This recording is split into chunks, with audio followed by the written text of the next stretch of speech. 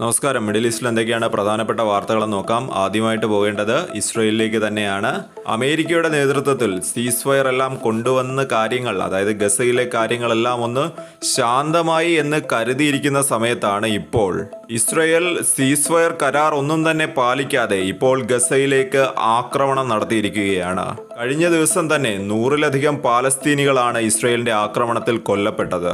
റഫ നഗരം ലക്ഷ്യമിട്ടുകൊണ്ട് അവിടെയുള്ള ആശുപത്രികൾ, അതുപോലെ തന്നെ ക്യാമ്പുകൾ തുടങ്ങിയവ ലക്ഷ്യമിട്ടുകൊണ്ടാണ് ഇസ്രയേൽ ആക്രമണം നടത്തിയത് എന്നാണ് റിപ്പോർട്ടുകൾ പറയുന്നത്.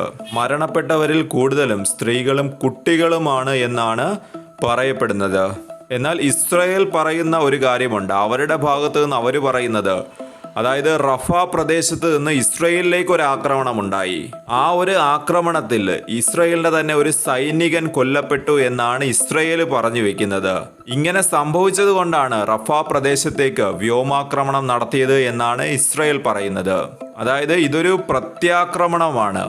സായുധ സംഘങ്ങളെ ലക്ഷ്യമിട്ടുകൊണ്ടാണ് തങ്ങൾ ഇങ്ങനെ ഒരു ആക്രമണം നടത്തിയതെന്നാണ് ഇസ്രയേൽ പ്രസ്താവനയിലൂടെ പറഞ്ഞു വെക്കുന്നത്.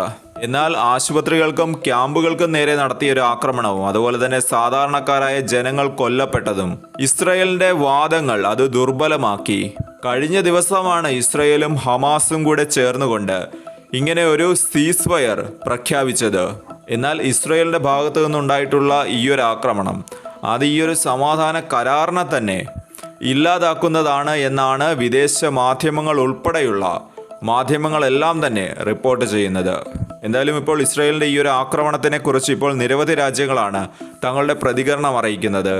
ഇറാൻ, തുർക്കി, ഖത്തർ തുടങ്ങിയ രാജ്യങ്ങൾ ഇസ്രയേലിന്റെ ആക്രമണത്തെ അപലപിച്ചുകൊണ്ട് രംഗത്ത് വന്നിട്ടുണ്ട്. എന്നാൽ ഇതിൽ അമേരിക്കൻ പ്രതികരണമാണ് ഏറ്റവും എടുത്തു പറയേണ്ടത്. അമേരിക്ക പറയുന്നത് ഇസ്രയേലിന് സ്വയം പ്രതിരോധിക്കാനായിട്ട് അവകാശമുണ്ട് എന്നാണ് അമേരിക്ക പറഞ്ഞു വെക്കുന്നത്. എന്നാൽ യൂറോപ്യൻ യൂണിയൻ കുറച്ചുകൂടി ഒരു കാര്യഗൗരവമുള്ള രീതിയിലാണ് പ്രതികരിച്ചിരിക്കുന്നത്. ക്യാമ്പുകളിലും അതുപോലെ തന്നെ ആശുപത്രിയിലേക്കും നടത്തിയ ഇസ്രയേലിന്റെ ഈ ഒരു ആക്രമണം അത് തീർച്ചയായിട്ടും അപലപിക്കേണ്ട ഒരു കാര്യം തന്നെയാണ് എന്നാണ് യൂറോപ്യൻ യൂണിയൻ പറയുന്നത്. എന്തായാലും ഗസയിൽ സമാധാനം പുലരുമെന്ന് കരുതിയ സ്ഥലത്ത് നിന്ന് ഇപ്പോൾ കാര്യങ്ങൾ കൈവിട്ടു പോകുന്ന ഒരു കാഴ്ചയാണ് ഗസയിൽ നിന്ന് കാണാൻ കഴിയുന്നത്. മറ്റൊരു വാർത്ത വരുന്നത് ഫ്രാൻസിൽ നിന്നാണ്.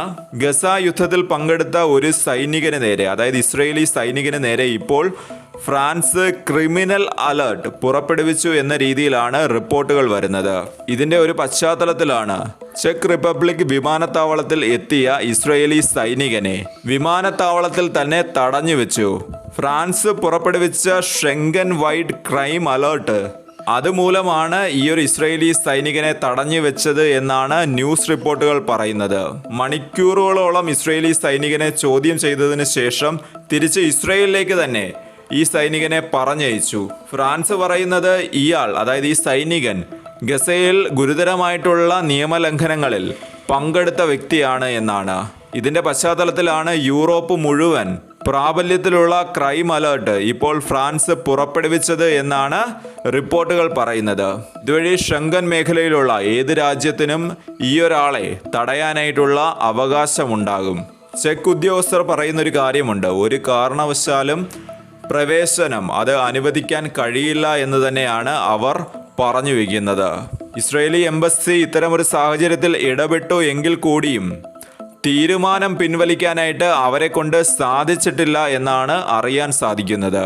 ഇത്തരം സമാനമായിട്ടുള്ള വിലക്കുകൾ അത് ഓസ്ട്രേലിയ, ബ്രസീൽ, അതുപോലെ തന്നെ ന്യൂസിലൻഡ് തുടങ്ങിയ രാജ്യങ്ങളിലും റിപ്പോർട്ട് ചെയ്യുന്നുണ്ട്.